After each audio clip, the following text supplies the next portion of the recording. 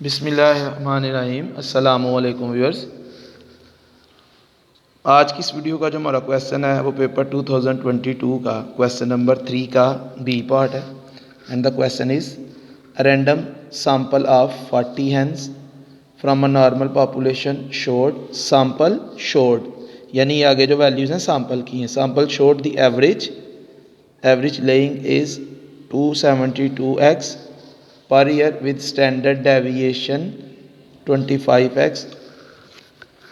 तो ये sample of, पहले हम इसको ट्रांसलेट कर लेते हैं। सैंपल ऑफ 40, सैंपल साइज को हम स्मॉल एन से डिनोट करते हैं। It mean small N is equal to 40।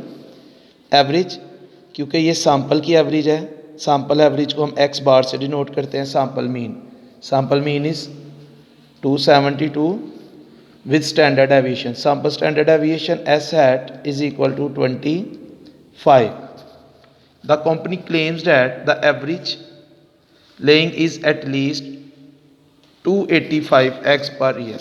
Company claim कर रही है कि उसकी जो कंपनी की एवरेज है वो है, एवरेज लेइंग इज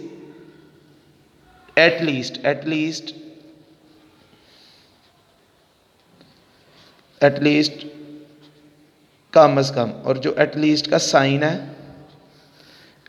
साइन है ग्रेटर और इक्वल।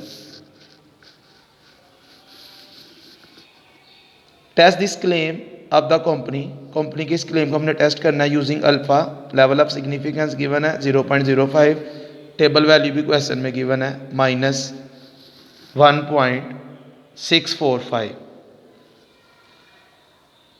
तो जो पहले क्वेश्चन में वैल्यूज हैं वो हम लिखते हैं।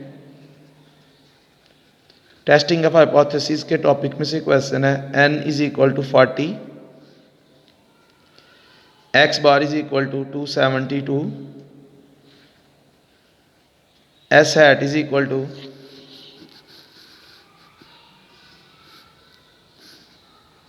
25,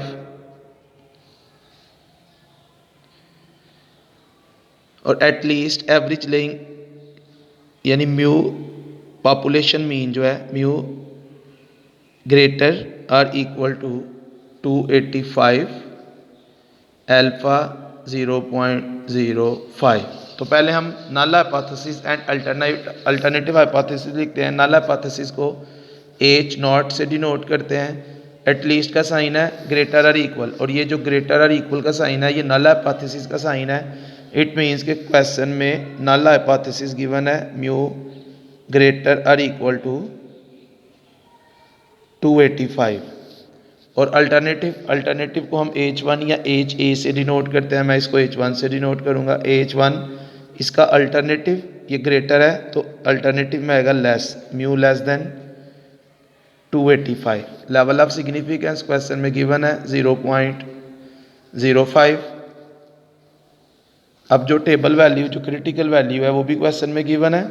हमने ये चेक करना है पहले कि हमने इसमें जी टेस्ट यूज़ करना है या टी टेस्ट। तो जो हमारे पास वैल्यूज़ गिवन है, जो डेटा गिवन है क्वेश्चन में, उसमें हमें कहीं पॉपुलेशन स्टैंडर्ड डेविएशन नज़र नहीं आ रही, यानी पॉपुलेशन स्टैंडर्ड डेविएशन की वैल्यू क्वेश्चन में नहीं है। It mean sigma is unknown. जब पॉपुलेशन स्टैंडर्ड डेविएशन की वैल्यू क्वेश्चन में ना हो तो फिर सैंपल साइज डिसाइड करता है कि हमने जी टेस्ट यूज़ करना है या टी टेस्ट। सिग्मा अननोन है, और इस क्वेश्चन में जो सैंपल साइज है वो है 40 which is greater than 30। Sample size 30 से ग्रेटर हो तो जी टेस्ट यूज़ करते हैं, और अगर sample size in case of sigma is unknown, अगर सैंपल साइज ग्रेटर देन 30 हो तो जी यूज़ करते हैं, और अगर सैंपल साइज लेस देन और इक्वल टू 30 हो तो टी यूज़ करते हैं। तो वैल्यू जो है वो टेबल वैल्यू गिवन है। Critical value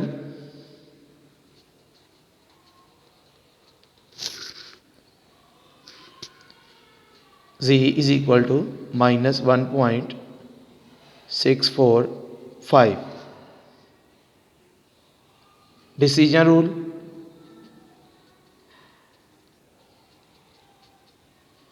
reject H naught if Z calculated. जो साइन H1 में है वही साइन डिसीजन रूल में आता है। लेस का साइन है तो डिसीजन रूल में भी लेस का आएगा। Reject H naught if Z calculated is less than Z tabulated, और टैबुलेटेड है -1.645। अगर हमारी जी की कैलकुलेटेड वैल्यू -1.645 से लेस आई तो हम एच नॉट को रिजेक्ट करेंगे, अदरवाइज हम एच नॉट को एक्सेप्ट करेंगे। अब हम वैल्यू कैलकुलेट करते हैं। कैलकुलेटेड वैल्यू को कहते हैं टेस्ट स्टैटिस्टिक,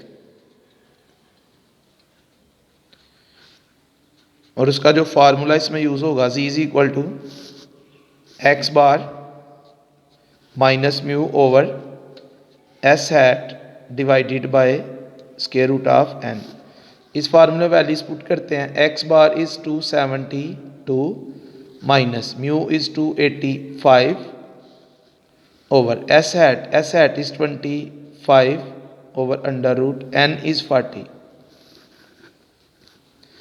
272 में से 285 को माइनस करेंगे तो ये आ गया -13 over 25 divided by under root 40। 25 divided by square root of 40 which is equal to 3.953। 3.953। अब -13 को डिवाइड करेंगे 3.953 पे तो ये आ गया 3.289। ये हमारी कैलकुलेटेड वैल्यू आ गई। अब हम कंक्लूड करते हैं इस सारे प्रोसेस को। Conclusion,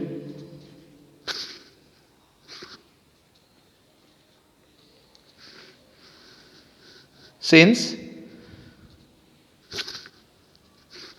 z is equal to -3.289, ये कैलकुलेटेड -3.289 है और टैबुलेटेड है -1.645, और डिसीजन रूल है कि अगर हमारी कैलकुलेटेड टैबुलेटेड से स्मॉलर हुई तो हम एच नॉट को रिजेक्ट करेंगे। तो जो हमारी कैलकुलेटेड है -3.289 वो -1.645 से लेस है, स्मॉलर है, तो हम एच नॉट को रिजेक्ट करेंगे। z is equal to -3.289 is less than -1.645, thus we reject H naught. It means कि जो कंपनी का क्लेम है, कंपनी का क्लेम जो है वो दुरुस्त नहीं है। तो ये थी हमारी आज की वीडियो, आज का क्वेश्चन। आज के लिए इतने काफ़ी है, बाकी इंशाल्लाह कल। ओके, अल्लाह हाफिज़।